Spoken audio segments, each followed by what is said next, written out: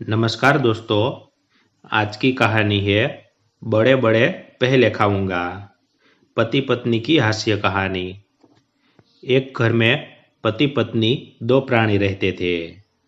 पति का नाम था बेट कमल और पत्नी को लोग कसरतिया कहकर पुकारते थे। उनके पास थोड़ी सी जमीन थी। दोनों खाते कमाते मौज उड़ाते थे। एक दिन की बात है कि कसरतिया ने नहा धोकर तरह तरह के पकवान बनाए। बेट कमल खेत जोतने गए थे। दोपहर के बाद घर पहुंचे तो नाना प्रकार के पकवानों की खुशबू उनकी नाक में पहुंची। आहा, आज तो मजा आएगा सोचकर स्नान ध्यान किया और कसरतिया से खाने की मांग की। कुछ देर तक कसरतिया ने कुछ सुना ही नहीं। बेट कमल को मूछों पर ताव देते हुए काफी समय इंतजार करना पड़ा।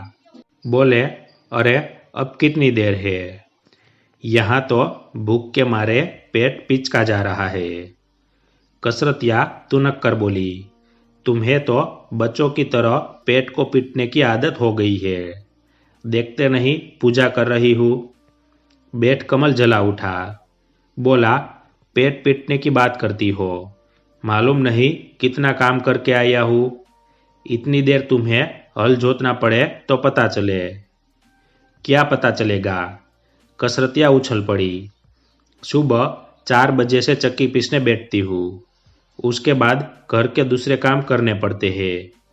घर पर रहकर तुम्हें ये सब करना पड़े तो दूसरे दिन भागते नजर आओगे। बेट कमल बोला, अरे चक्की पीसती हो तो कौन सा तीर मारती हो? जरा भर आटा पीसती हो, जबकि यहाँ हल्की नोक से 10-10 बीघा जमीन को उलटना पड़ता है। इस बार कसरतिया को हार माननी पड़ी। बोली, मरद जात हो ना, मानोगे नहीं। चलो मैं हारी और तुम जीते। बेट कमल बोला, ठीक है, अब लाओ जल्दी खाना दो। कसरतिया ने थाली में खाना रखा ही था कि बेट कमल जी उस पर टूट पड़े। खीर, पूरिया और तरह तरह के पकवानों पर हाथ साफ करने के बाद मालपुए का नंबर आया। बेट कमल बड़े बड़े मालपुए चुनकर खाने लगा। अभी वो 2-4 ही खा सका था कि कसरतिया ने थाली खींच ली। बोली, बड़े बड़े कल काम आएंगे, आज तुम छोटे छोटे खा लो। वाह, ये कैसे हो सकता है? मैं तो बड़े बड़े ही पहले खाऊंगा। कसरतिया तुनक उठी और बोली। फिर वही बच्चों वाली जिद। बेट कमल भी ऐंठ गए और बोले, लेकिन तुम ही क्यों बुढ़ियों वाली हट करती हो? दोनों मालपुए से भरी थाली को अपनी अपनी तरफ खींचने लगे। देर तक उनमें खींचतान चलती रही। आखिर बेट कमल से न रहा गया। बोला, नहीं मानोगी? क्यों नहीं? तो छोड़ दो थाली, एक शर्त पर। शर्त वर्त कुछ नहीं, तुम थाली छोड़ दो। बिना शर्त मैं थाली नहीं छोड़ूंगी। बेट कमल का पारा बढ़ गया। बोला, मैं कहता हूँ थाली छोड़ दे, वरना। वरना क्या करोगे? कसरतिया ने पूछा। मैं मर जाऊंगा।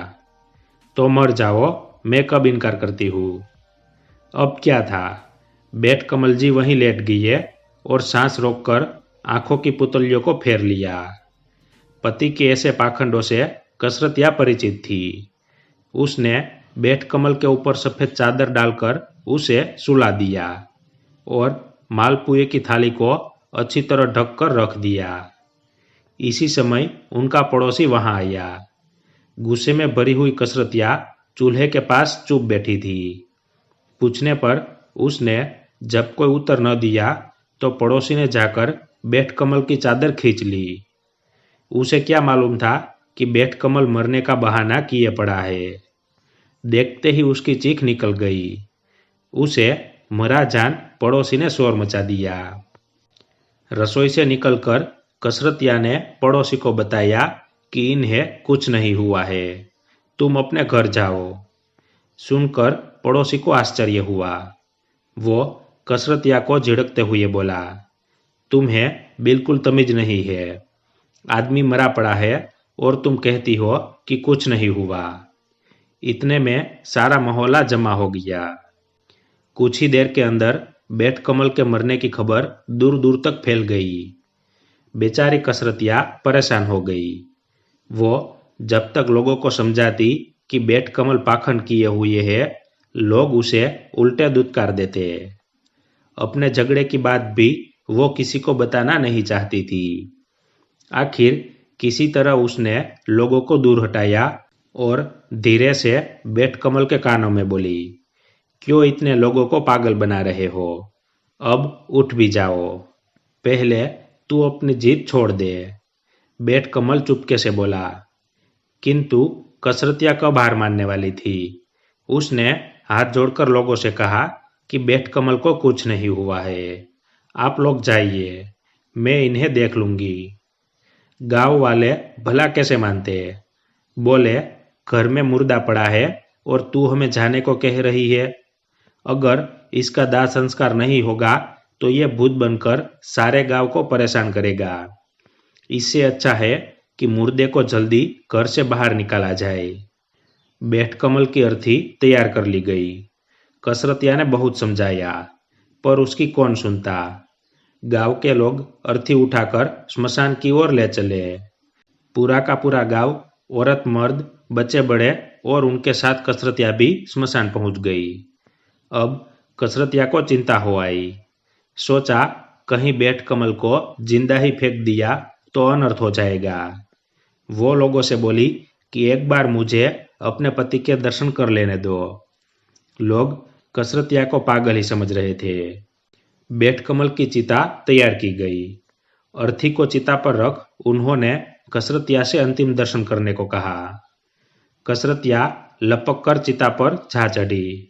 बेट कमल के मुंह से कफन उठाया और चुपके से उसके कान के पास अपना मुंह ले जाकर बोली, क्यों जान देने की ठानी है? चलो मैं हार मान लेती हूँ, तुम जीत गए। बड़े बड़े ही पहले खा लेना। सुनकर बेट कमल ने आंख खोल ली।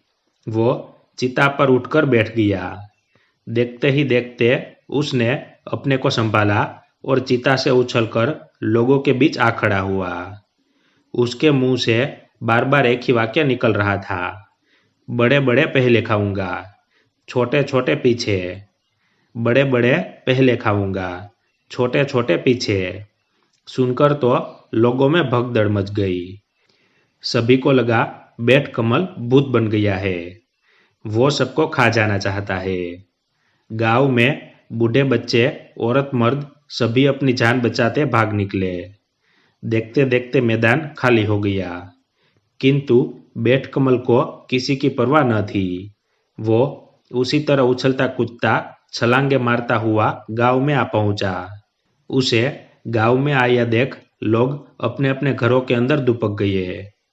बड़े बड़े पहले खा जाऊं, छोटे छोटे पीछे, कहता हुआ वो अपने घर में घुसा और मालपुओं पर टूट पड़ा। देखते देखते उसने परात खाली कर दी। अगले दिन गांव के लोगों को जब उनकी इस शरारत का पता चला तो उन्होंने मिलकर कसरतिया और बेट कमल की खूब पिटाई की और उन्हें गांव से बाहर निकाल दिया। धन्यवाद।